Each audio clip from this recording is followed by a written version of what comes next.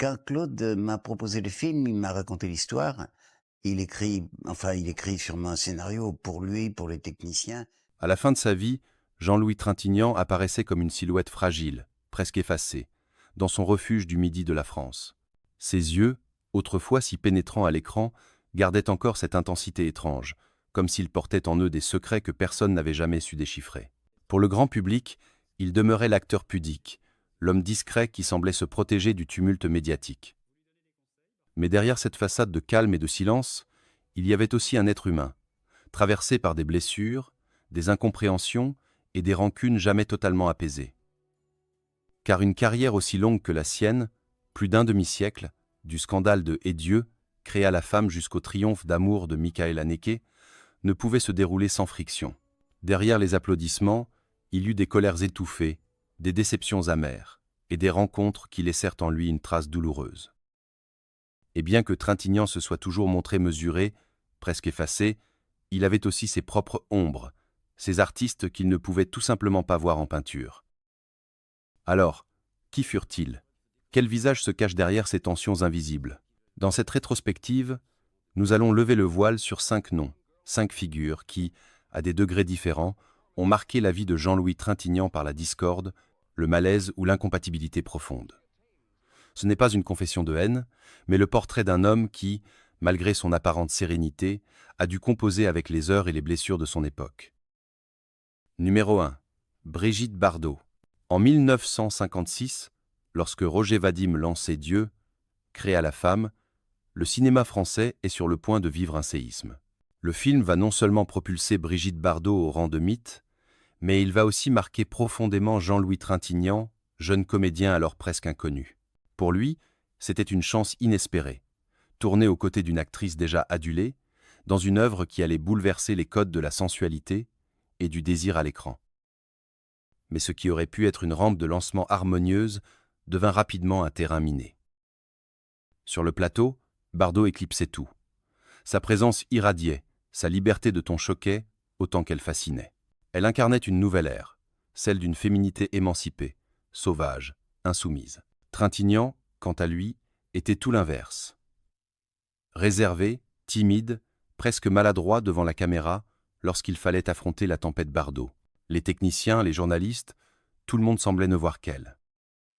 Et lui, dans ce tourbillon, se sentit réduit à l'ombre, à un second rôle affectif qui n'existait qu'à travers la lumière crue de Bardot.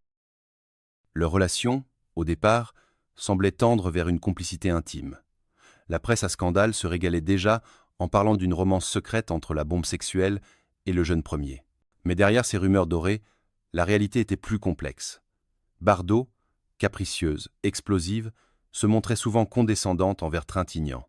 Elle ne comprenait pas son silence, sa lenteur, son besoin d'intérioriser chaque émotion. Pour elle, tout devait être feu, passion, éclat. Pour lui, le jeu devait être retenu, subtil, presque chuchoté. Deux mondes irréconciliables. Jean-Louis, de son côté, souffrait en silence.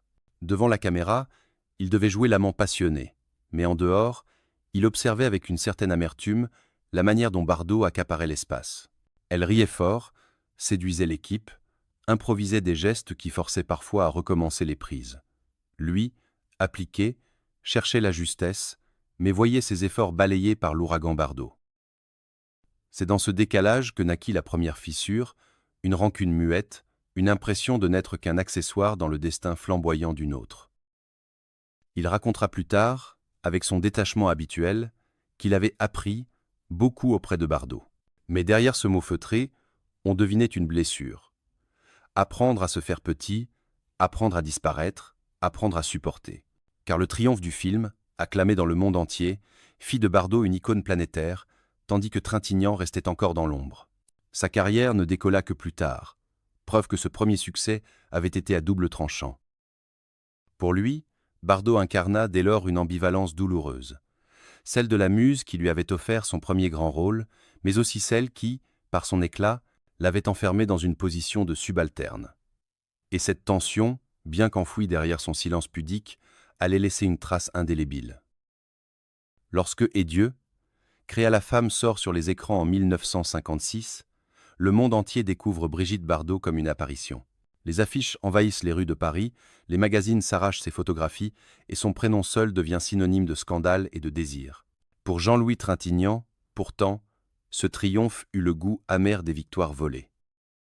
Le succès n'appartenait qu'à Bardot et dans ce tourbillon médiatique, il se retrouva relégué au rang d'anecdote, de « jeune homme mystérieux » effacé derrière la torche vivante qu'était Bébé. D'un côté, il y avait la lumière aveuglante de Bardot. De l'autre, l'ombre silencieuse de Trintignant. La presse ne s'intéressait qu'à leur prétendue liaison, jamais à son travail d'acteur. Bardot, libre et insolente, cultivait cette image d'icône insoumise qui faisait trembler les conventions. Trintignant, lui, n'était qu'un figurant dans cette fresque médiatique, réduit à un rôle de compagnon discret, presque invisible. Et cela, pour un jeune acteur avide de reconnaissance, fut une blessure cuisante. Leurs rapports personnels en souffrirent. Si une attirance réelle avait pu exister dans les coulisses, elle fut vite étouffée par les excès de Bardot. Elle vivait à 100 à l'heure, s'abandonnant à ses passions, multipliant les éclats, tandis que Trintignant cherchait le silence, l'équilibre fragile, la profondeur. La rumeur de leur romance ne fit qu'ajouter de la confusion. Elle l'enfermait dans une image qui n'était pas la sienne, celle d'un amant de Bardot et non celle d'un comédien à part entière. Avec le temps, cette fracture ne fit que s'élargir. Bardot poursuivit sa course fulgurante, enchaînant films et provocations, tandis que Trintignant prit un chemin plus souterrain, plus lent, vers une reconnaissance artistique qui viendrait bien plus tard. Et pourtant, au fond de lui, il garda une forme de rancune voilée, celle d'avoir été utilisé comme marchepied dans une histoire où il avait donné beaucoup, mais reçu peu en retour.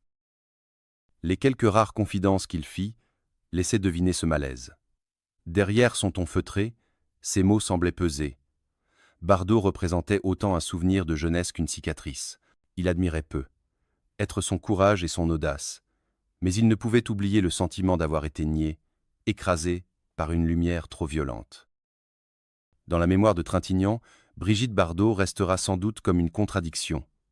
L'actrice qui ouvrit la porte de sa carrière, mais aussi celle qui laissa derrière elle l'ombre d'une humiliation muette. Un nom qu'il ne pouvait, même des décennies plus tard, prononcer sans sentir cette tension sourde remonter à la surface. Numéro 2. Roger Vadim. Si Brigitte Bardot fut pour Jean-Louis Trintignant une révélation douloureuse, Roger Vadim en fut la cause indirecte, le démiurge qui avait orchestré ce théâtre étincelant où chacun jouait un rôle imposé. Vadim n'était pas seulement un réalisateur. Il était un stratège de l'image, un homme qui savait transformer un plateau de cinéma en machine à fantasmes. Mais pour Trintignant, ce talent ressemblait trop souvent à de la manipulation. Lorsqu'il fut choisi par Vadim pour Et Dieu, créé à la femme, Trintignant pensa avoir trouvé un mentor. Le jeune acteur timide, issu d'une famille bourgeoise du Vaucluse, espérait que ce cinéaste moderne l'aiderait à s'imposer. Mais très vite, il comprit que Vadim n'avait Dieu que pour Bardot, qu'il connaissait intimement et qu'il voulait ériger en mythe. Tout dans le tournage semblait conçu pour mettre en valeur la sensualité de Bardot, quitte à réduire les autres comédiens à des silhouettes. Sur le plateau, Vadim cultivait une atmosphère ambiguë, mélange de séduction, de provocation et de désordre calculé. Trintignant, qui aimait la rigueur, s'y sentait déplacé. Les scènes étaient souvent improvisées, l'énergie de Bardot servait de boussole, et les autres devaient s'adapter. Vadim encourageait les caprices de sa muse, persuadé que cette liberté donnerait au film sa modernité. Mais pour Trintignant, c'était une humiliation silencieuse. Il travaillait ses textes, ses gestes, ses regards, et voyait ses efforts balayés par l'arbitraire du metteur en scène. Au fil des jours, le malaise grandit. Vadim traitait Trintignant comme un pion utile, mais pas essentiel. Il le dirigeait peu, le laissait à l'écart, comme si son seul rôle était d'exister en contraste avec la tornade Bardot. Cette indifférence blessait profondément le jeune acteur, qui avait espéré trouver là une forme de reconnaissance. Au lieu de cela, il découvrait la cruauté du cinéma. Un monde où l'on peut être choisi, mis en avant, puis oublié, sacrifié à la gloire d'un autre. Et pourtant, paradoxalement, ce fut grâce à Vadim que Trintignant obtint son premier grand rôle. Ce paradoxe fit naître chez lui un ressentiment complexe, mêlé de gratitude et de rancune. Vadim lui avait ouvert une porte, mais en la franchissant, il avait aussi découvert la face sombre d'un cinéma de manipulation. Pour Trintignant, cet apprentissage fut amer. Derrière les sourires et les paillettes, Il y avait les calculs froids d'un réalisateur qui savait jouer avec les êtres comme avec des marionnettes. Lorsque Et Dieu, créa la femme devint un phénomène mondial, Roger Vadim fut porté en triomphe aux côtés de Brigitte Bardot. Les critiques parlaient d'un coup de tonnerre dans le ciel du cinéma français, d'une révolution érotique qui bouleversait l'image de la femme à l'écran. Mais dans cette célébration, un nom resta à la marge, Jean-Louis Trintignant. À peine mentionné, il apparaissait comme une silhouette pâle dans le récit flamboyant du succès. Pour lui, ce silence eut la violence d'un coup de poignard. Vadim, de son côté, ne fit rien pour corriger cette injustice. Au contraire, il renforça la légende Bardot, multipliant les interviews où il ne parlait que d'elle, réduisant les autres acteurs à des figurants de sa grande aventure. Trintignant, déjà blessé par le tournage, se sentit trahi. Là où il espérait une reconnaissance, il ne reçut que l'indifférence. Ce fut là que naquit une rancune durable. Non pas une haine bruyante, ce n'était pas dans la nature de Trintignant, mais une blessure enfouie, jamais vraiment cicatrisée. Dans ses rares confidences, il évoquait Vadim avec une distance glaciale, comme s'il avait été pour lui le symbole d'un cinéma qui sacrifie les individus à l'autel du spectacle. Derrière le sourire charmeur du réalisateur, il voyait désormais un manipulateur, un homme prêt à tout pour nourrir son mythe personnel. Plus tard, quand il atteignit lui-même la reconnaissance internationale avec Un homme et une femme puis Z, Trintignant n'oublia pas cette première leçon. Le cinéma pouvait être cruel, injuste, et les metteurs en scène n'étaient pas toujours des guides bienveillants. Son jeu, de plus en plus intériorisé, traduisait peu, être cette méfiance. Il ne se livrait jamais totalement, il gardait toujours une part de retrait, comme s'il refusait qu'on l'instrumentalise encore. Roger Vadim, pour sa part, continua à briller un temps avant de décliner. Mais pour Trintignant, son nom resta associé à un souvenir amer, celui d'une jeunesse sacrifiée, d'un apprentissage brutal. Vadim avait contribué à le lancer, certes, mais à travers une expérience qui laissa derrière elle une empreinte douloureuse. En fin de compte, si Bardot représentait pour lui la blessure de l'ombre éclipsée, Vadim incarnait l'homme qui avait allumé le projecteur sans jamais penser à ceux qu'il laissait dans la pénombre. Numéro 3. Alain Delon. Jean-Louis Trintignant et Alain Delon naquirent presque au même moment, vécurent la même époque et grimpèrent les marches du cinéma français à quelques années d'intervalle. Pourtant, tout semblait les opposer. Delon était le soleil éclatant, le félin aux yeux d'acier, sûr de lui, magnétique, attirant les caméras comme les foules. Trintignant, lui, avançait dans l'ombre, silencieux, discret, fragile dans sa réserve. Deux figures qui incarnaient chacune à leur manière la jeunesse française des années 1960, l'un flamboyant, l'autre intérieur. Dès leur premier rôle, la comparaison surgit dans la presse. On parlait de Delon comme d'un nouveau Gabin, d'un héritier des monstres sacrés, alors que Trintignant apparaissait comme un comédien cérébral, presque trop effacé. Cette opposition agaçait profondément Jean-Louis. Il n'aimait pas les étiquettes, encore moins celles qui le reléguaient au second plan. Derrière ces silences, il sentait le poids de cette rivalité tacite. Delon, de son côté, n'arrangeait rien. Sur les plateaux ou lors des festivals, il occupait tout l'espace. Gestes larges, voix assurée, phrases tranchantes. Trintignant observait cela avec un mélange de fascination et d'agacement. Pour lui, le cinéma devait être un art de l'intime, du non-dit.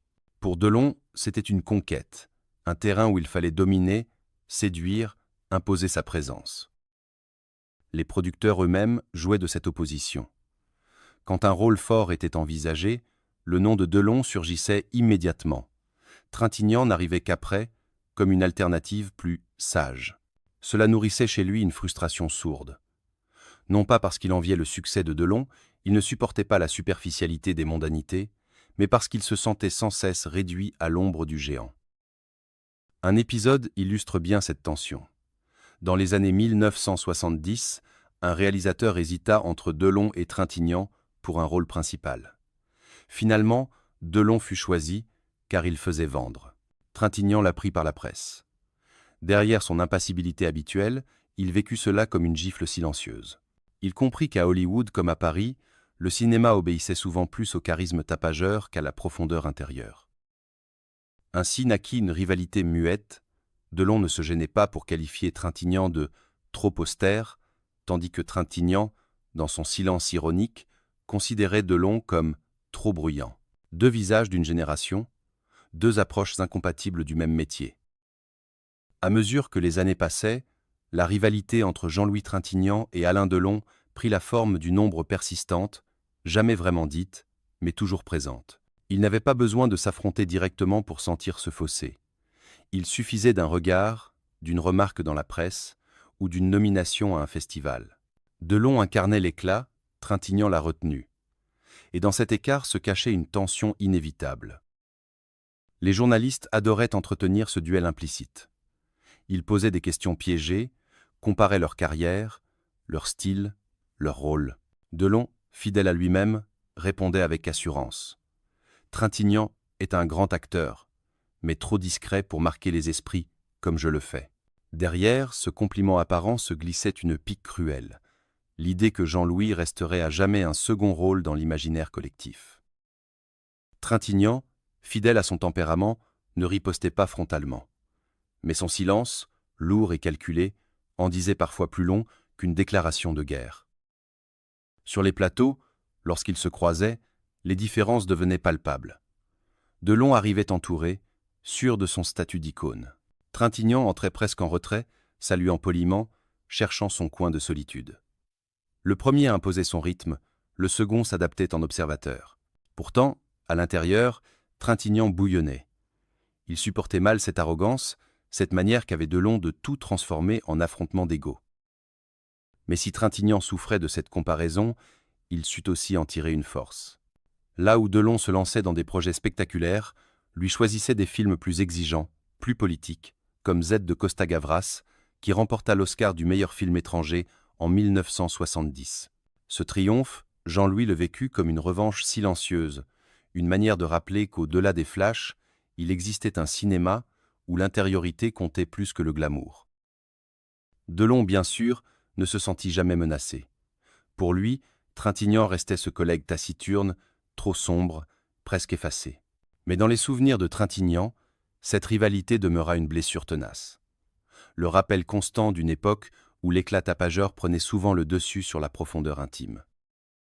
Au fond, peut être que leur opposition symbolisait deux visions irréconciliables du cinéma français, celui des stars éclatantes, qui faisaient vendre, et celui des acteurs de l'ombre qui touchaient au plus profond de l'âme. Jean-Louis Trintignant, fidèle à sa pudeur, ne formula jamais une haine ouverte envers Alain Delon. Mais il était clair qu'il faisait partie de ces noms qu'il ne pouvait pas voir sans ressentir un certain goût amer, celui d'un miroir déformant où il se voyait sans cesse diminuer. Numéro 4. Claude Lelouch. En 1966, Jean-Louis Trintignant n'est plus un inconnu, mais c'est avec un homme et une femme que son nom va traverser les frontières. Le film de Claude Lelouch, tourné presque comme une improvisation poétique, devient un phénomène mondial. Palme d'or à Cannes, 2 Oscars à Hollywood et une musique, celle de Francis Lay, qui résonne encore aujourd'hui comme un refrain universel. Du jour au lendemain, Trintignant se retrouve propulsé au sommet.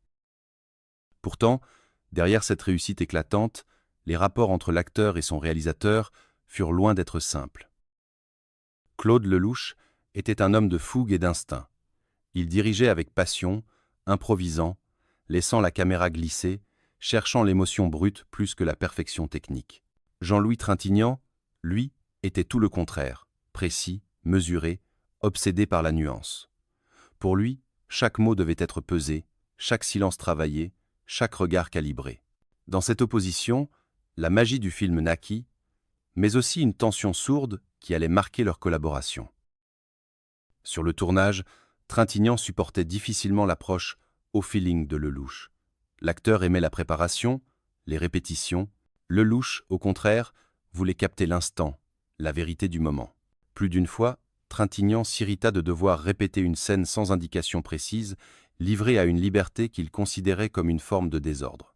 Il craignait de perdre la maîtrise de son jeu, d'être trahi par une caméra qui saisissait l'imprévu plutôt que l'intention. Et pourtant, c'est précisément ce choc entre méthode et instinct qui fit la force du film. Le regard fragile et pudique de Trintignant, face à la spontanéité lumineuse d'Anouk Aimée, devint un symbole de l'amour moderne. Mais si le public fut conquis, Trintignant, en coulisses, garda un goût amer. Pour lui, Lelouch l'avait utilisé comme une pièce d'orchestre, sans toujours respecter sa sensibilité. Après Cannes, après Hollywood, alors que le monde entier célébrait Lelouch comme un génie, Trintignant ressentit une forme d'effacement. Il voyait le réalisateur s'approprier la gloire, parler de son intuition et de son génie, là où lui, l'acteur, avait donné une part intime de son être. Derrière son sourire discret sur les tapis rouges, il portait une blessure secrète, le sentiment que son travail avait été absorbé par une machine à succès qui ne lui laissait que les miettes de reconnaissance. Le triomphe de Un homme et une femme aurait pu sceller une relation durable entre Jean-Louis Trintignant et Claude Lelouch. Mais paradoxalement, ce succès fut aussi la source d'un éloignement progressif. Après l'ivresse des prix et des ovations, les divergences de caractère refirent surface, plus nettes encore. Lelouch aimait l'improvisation, l'élan, l'énergie brute. Il se plaisait à dire qu'un acteur devait oublier la technique pour se jeter dans la vie. Trintignant, lui, restait fidèle à sa pudeur et à sa rigueur. Il ne concevait pas l'art comme une improvisation permanente, mais comme une quête exigeante de justesse. Chaque silence, chaque respiration comptait. Pour lui, le cinéma n'était pas un terrain de jeu, mais un espace sacré où l'on devait entrer avec retenue. Au fil des années, leurs routes se recroisèrent, mais jamais avec la même intensité qu'en 1966. Trintignant se tenait à distance des projets trop expansifs de Lelouch, préférant choisir des cinéastes plus austères, comme Costa-Gavras ou Michael Haneke, qui correspondaient davantage à sa conception intérieure du métier. À ses yeux, Lelouch avait trahi quelque chose. En transformant leur travail en mythe planétaire, il avait effacé la fragilité authentique de son jeu derrière une légende trop brillante. Les entretiens ultérieurs le révèlent, Trintignant évoquait un homme et une femme avec respect, mais rarement avec tendresse. Comme s'il reconnaissait la beauté du film, tout en gardant la distance d'un homme qui s'était senti dépossédé. Cette réserve contrastait avec la fierté débordante de Lelouch, qui ne cessait de rappeler à quel point ce film avait changé sa vie. Ainsi, entre eux, resta une fracture silencieuse. L'un avait bâti sa légende sur ce succès, l'autre en avait retiré une reconnaissance mitigée, entachée par un malaise intérieur. Pour Trintignant, Claude Lelouch faisait partie de ces noms qu'il ne pouvait pas voir sans ressentir cette gêne persistante, se souvenir d'avoir donné beaucoup sans jamais recevoir la juste part de gratitude. Numéro 5, Gérard Depardieu. Dans les années 1980, le cinéma français connaît un basculement. Une nouvelle génération d'acteurs impose sa voix, son énergie, son audace. Au premier rang, Gérard Depardieu, colosse magnétique, débordant de vitalité, qui s'impose comme la figure incontournable du 7e art hexagonal. À l'opposé, Jean-Louis Trintignant, déjà reconnu, incarne une autre école, celle de la retenue, de la nuance, de l'intériorité. La rencontre entre ces deux univers ne pouvait être que heurtée. Depardieu représentait le contraire absolu de Trintignant. Là où Jean-Louis travaillait chaque silence comme une matière dramatique, Depardieu explosait en gestes, en improvisation, en débordements imprévisibles. Il entrait sur un plateau comme dans une arène, occupant l'espace, imposant sa voix grave et sa stature imposante. Trintignant, discret, presque effacé, observait avec un mélange de perplexité et d'agacement cet ouragan de vitalité. Lorsqu'ils jouèrent ensemble, la confrontation fut évidente. Depardieu ne supportait pas les silences trop longs, il cherchait le rythme, l'énergie, quitte à bousculer ses partenaires. Trintignant, au contraire, avait besoin de temps, d'une respiration intérieure pour que son jeu prenne vie. Deux tempos incompatibles. Pour les spectateurs, ce contraste pouvait sembler fascinant, l'orage face au murmure. Mais pour Trintignant, c'était une épreuve. Il confia plus tard qu'il trouvait Depardieu trop envahissant, incapable de respecter la fragilité d'un partenaire. À ses yeux, le jeune acteur incarnait une génération qui ne croyait plus en la pudeur, mais en l'excès. Cette vision du métier, il ne pouvait pas l'accepter. Chaque scène partagée devenait un combat invisible, une lutte pour conserver un espace où exister. Dans les festivals, cette opposition se retrouvait aussi dans leurs attitudes. Depardieu aimait provoquer, plaisanter, choquer. Trintignant se taisait, retiré, regardant cet étalage de vitalité comme une mascarade. Pour lui, Depardieu symbolisait une mutation inquiétante. Le cinéma ne se mesurait plus à la profondeur d'un regard, mais à la force d'un éclat. C'est ainsi que naquit une distance. Non pas une haine déclarée, mais un rejet instinctif, presque viscéral. Trintignant n'avait pas besoin de dire grand-chose. Il suffisait de voir son visage fermé lorsque le nom de Depardieu était prononcé pour comprendre qu'il faisait partie de ces artistes qu'il ne pouvait pas voir sans ressentir une certaine aversion. Les années 1990 confirmèrent l'hégémonie de Gérard Depardieu dans le paysage cinématographique français. Il enchaînait les rôles, de Cyrano de Bergerac à Germinal, devenant une véritable icône nationale. Mais pour Jean-Louis Trintignant, cette domination était le signe d'une époque qu'il ne reconnaissait plus. Lorsqu'ils se retrouvèrent sur certains projets, le fossé se creusa encore davantage. Depardieu arrivait sur un tournage avec une énergie débordante, prêt à improviser, à transformer une scène en un numéro personnel. Trintignant, lui, préparait minutieusement ses répliques, travaillait le moindre silence. Cette différence de méthode créait des tensions invisibles. Depardieu trouvait Trintignant trop figé, tandis que Trintignant voyait en Depardieu un acteur trop bruyant. Dans les coulisses, Depardieu aimait provoquer, raconter des anecdotes, séduire l'assistance par son humour excessif. Trintignant, fidèle à sa discrétion, se tenait en retrait. Cette incompatibilité sociale renforçait leur distance professionnelle. Là où Depardieu cherchait la camaraderie dans le tumulte, Trintignant aspirait au calme. Deux mondes qui s'excluaient. Plusieurs témoins racontent que Trintignant, après certaines prises, quittait le plateau avec une lassitude visible. Il se sentait étouffé, incapable d'exister face à l'ouragan Depardieu. Pour lui, jouer avec Gérard, c'était comme lutter pour ne pas être submergé. Et cette lutte permanente lui rappelait à quel point il se sentait étranger à ce cinéma de l'excès.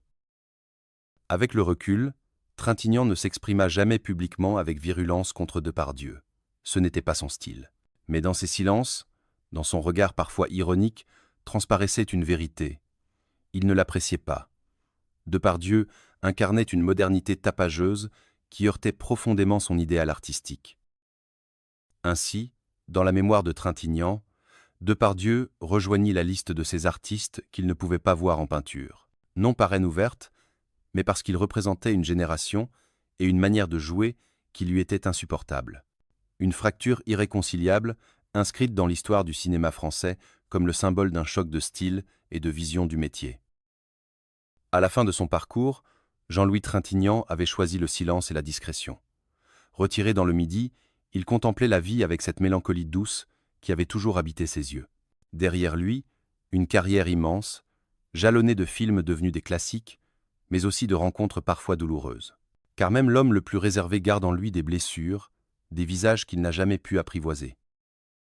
Brigitte Bardot, Roger Vadim, Alain Delon, Claude Lelouch, Gérard Depardieu, 5 noms différents, 5 univers, mais tous liés à une même expérience, celle du frottement, du malentendu, de l'incompatibilité. Trintignant ne les a jamais attaqués ouvertement. Ce n'était pas son style, mais son silence, ses demi-mots, ses réticences laissaient deviner une vérité cachée. Derrière la pudeur, il y avait des rancunes muettes, des cicatrices invisibles. Pourtant, ce n'est pas cela que l'on retiendra de lui, car au-delà des conflits, Jean-Louis Trintignant reste dans la mémoire collective comme l'acteur des silences bouleversants, des regards qui disent plus que 1000 répliques. Un artiste qui a toujours préféré l'ombre à la lumière tapageuse, la profondeur à l'éclat superficiel. Son héritage, ce n'est pas la liste de ceux qu'il ne pouvait pas voir en peinture. Son héritage, c'est l'intensité unique qu'il a offerte au cinéma, cette manière d'incarner l'homme fragile, blessé, mais terriblement humain. Et c'est ainsi qu'il demeura, non pas comme un homme de rancune, mais comme une voix intérieure, grave et lumineuse à la fois, qui continue de résonner bien après son dernier souffle.